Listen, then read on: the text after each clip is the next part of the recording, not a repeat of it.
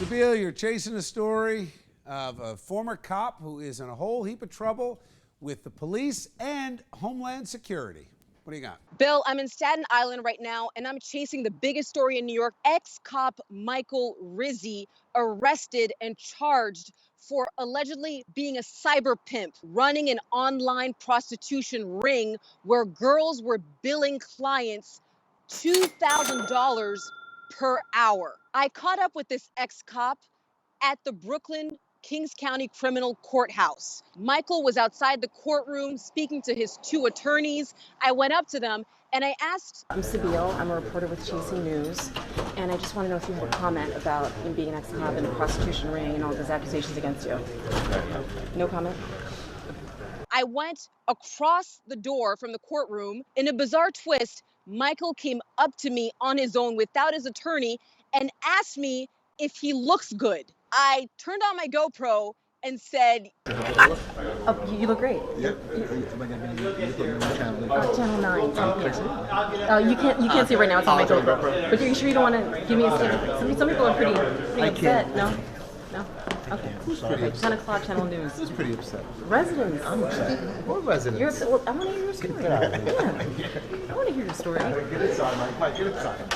So then I chased it to Staten Island, to Michael's porn shop. It's referred to as the largest porn shop on the East Coast. I went to it, looked at it from the outside. I saw a couple people coming in and out of there, so it looks like they're getting pretty good business. Memorial Day weekend. Gotta stock up on your porn before you go down the shore. Huh. That you buried the lead, Sibile. This whole thing is so bizarre. Was when he came up to you, I mean, that's a weird thing to say. Was he nervous? Was he uncomfortable? Like, was he hitting on you? I mean, what was that? What was that? That's weird. I don't know what that was. It was bizarre to me too, because he just said no comment.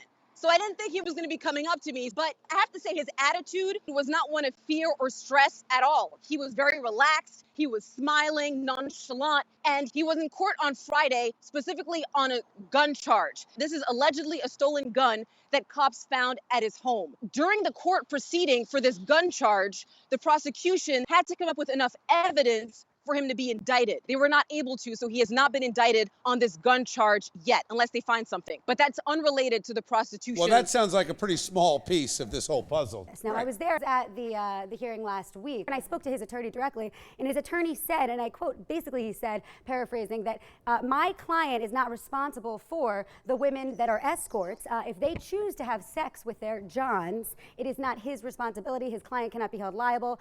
But Tara, you know that it's a very frequent statement from people who are up on these charges to say, look, they were just escorts and what they do on their own time is their own business. Let's see what happens when prosecutors and investigators talk to some of these women, put them on the stand, and see what a jury thinks. They're charging $2,000 an hour. I don't know if that's just to sit down and chat. Well, you're innocent till they prove you're not. Thanks, Sibile.